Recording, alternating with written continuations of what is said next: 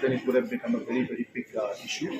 The piglets have to travel almost 2 to 3 days while they are being transported from different parts of the country. And obviously, in tough situations, difficult situations, transportation of thousands of piglets can have casualties, and that is what has happened. And these those piglets that have died purely because of the transportation issues, which are unavoidable in one way because one cannot really give that kind of a personal attention to all of them.